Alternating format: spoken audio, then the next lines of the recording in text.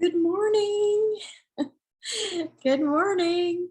Well, I didn't do much better today than I did yesterday with getting up and getting here, although I did get something on so that I could turn my camera on. So here we are. Thank you for joining me this morning. And we woke up this morning to like about 5 inches of fresh snow, and it's coming down very, very hard. Well, not hard, it's falling softly. It's a lot of snow falling. So, anyway, I'm picturing all of you early morning also in your jammies and or having just hopped out of the shower. So we're having a pajama party this morning.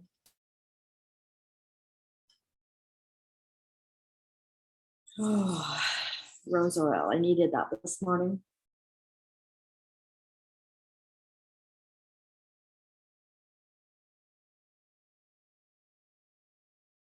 So I'll have to be doing my gratitudes after I didn't quite get anything done this morning.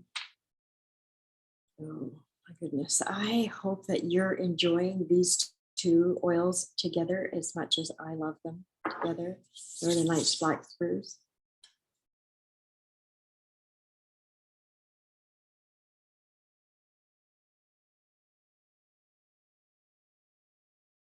So good, so good. So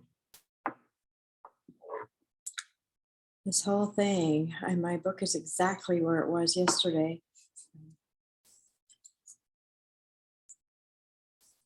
In becoming what I think about, I become what I think about all day long. Yesterday was a very thought-provoking day. It was probably the first day that Ben spent much time alone. I went outside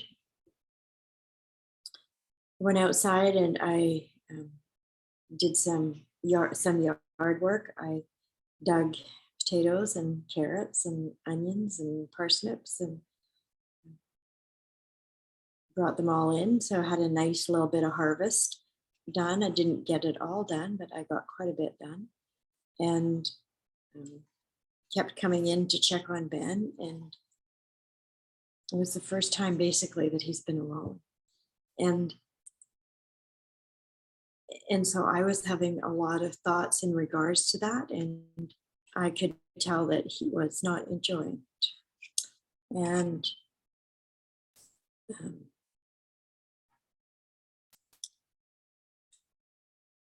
we can't, I became so aware that I can't think for somebody else. I can only think for myself. And so and yet the influence that I have, or that we have, because of the thoughts we're thinking, because that's the energy that goes out from us, it also has an effect and it has an influence. And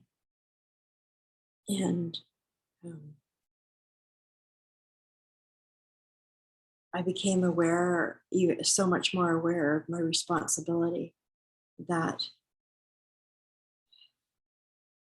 of how when somebody is,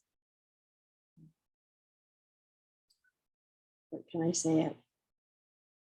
I say, in a state of recovery, that they're so much more influenced. And I thought I got that when Ben wasn't well and he was in the hospital, and as far as that goes, and all of what was around him and how the influence was happening, I didn't quite realize the power of my own influence in the setting of how it is going to be now, mostly him and I. And just this, I become what I think about all day long, and that is the energy, that is the influence that's going out for me. And so noticing the thoughts that would pop in of, we start going in for treatment today. Ben starts his 7-day treatment today, that we go into the hospital every day. And I became very conscious of my resistance to that, and um, how I was dealing with that, and how it was affecting um, my attitude, and how many times I had to switch it and switch it and switch it and switch it. And I think it was really good that I got to be outside and could be, I had my hands in the dirt all the time. And so it was really helping to ground me and to reconnect me and to think about that, I have this conscious mind that I can become aware of my thoughts and I can accept them or I can reject them. I don't have to think any certain way. If it's not making me feel good, why would I continue thinking that way? And I entertained some thoughts that didn't make me feel very good. And so then I would think about this, okay, well, is that what I want to manifest? Is that how I want the outcome to be? I don't like this feeling at all.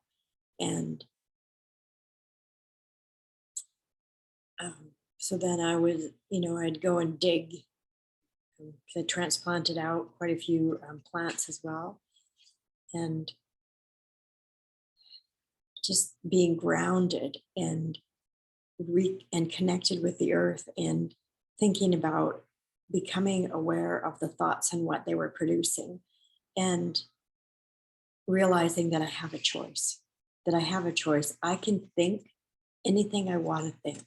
So if I can think anything that I want to think, and I can, once I accept the idea that, I guess like it's like this little sign that's sitting here on my desk all the time, it's just like, it is what it is, accept it.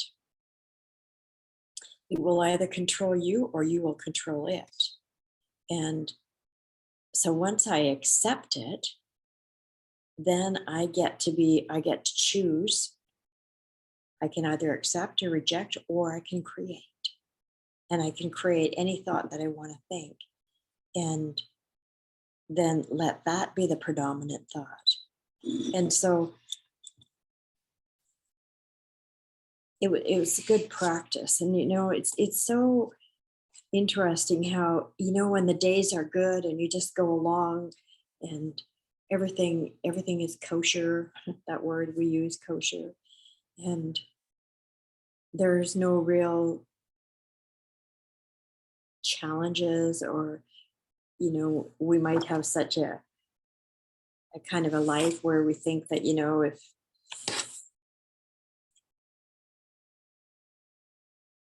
if the tire goes flat,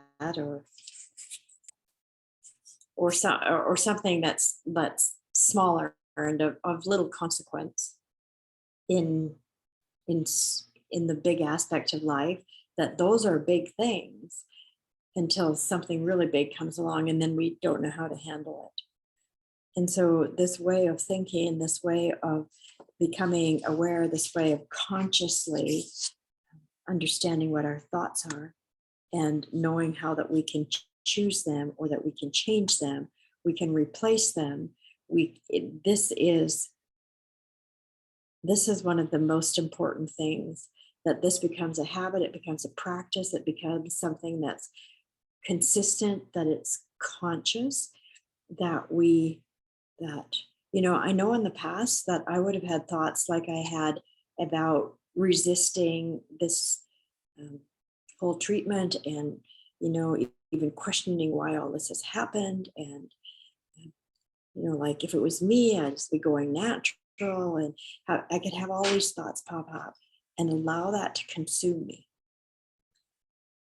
And yet I keep going back to, I told Ben that regardless of what he chose, I would support him, and that I would be there to fully support him. And that's my commitment. That was my word. And so then I have to clear out my own thinking and replace it with something that's supportive. And so then what I have these it written inside the pages of my book. I have them written inside all of my books. Like it's written inside my gratitude book. It's written inside my daytimer. I have it posted on my wall. I have these phrases that I repeat often that just say, I am clear. I'm clear. Okay, so I'm really clear on that. I am on purpose. That everything I do, everything I choose to do, everything I choose to think, that there's a purpose. I'm on purpose. And what is my purpose? Well, my purpose in this situation is to be fully supportive to help Ben speed his recovery to wholeness. And the next one says, I always find ways to stay motivated. And I always keep my commitments. I always accomplish my goals, and I always keep my promises. And so that's become my core that helps me when I get off track, because there's lots of things that can cause me to get off track. And the whole potential, the opportunity, the ability that I have to be aware of what I'm thinking. And then if that thought is not making me feel good, however I feel, however anyone feels, is a result of their thinking. It's a result of my thinking. And so really to think the thoughts that are going to help me and put my attention on the desired outcome that I'm wanting to happen, not on the present moment of what is, but the reason why I'm doing it. It was cold out yesterday. And if the only reason that I was digging potatoes was to dig potatoes, I wouldn't have done it. But I was digging those vegetables because they're like super nutritious, and they're probably, they were planted with love. They were cared for with love. They're in organic soil. Like the whole climate has been so beautiful for their growth. And there's more nutrition in them than anything I could purchase at the store. So I was doing it because there's a purpose. And it's not only for the present moment. And so this whole thing about keeping my thoughts, thinking the things that I need to think, it's the same idea. There's a purpose for it. And so this positive attitude is defined as the way I dedicate myself to the way that I think. And, if you don't have the book, write this down. The way I dedicate myself to the way I think, that's my attitude. And anyway, so percolate on that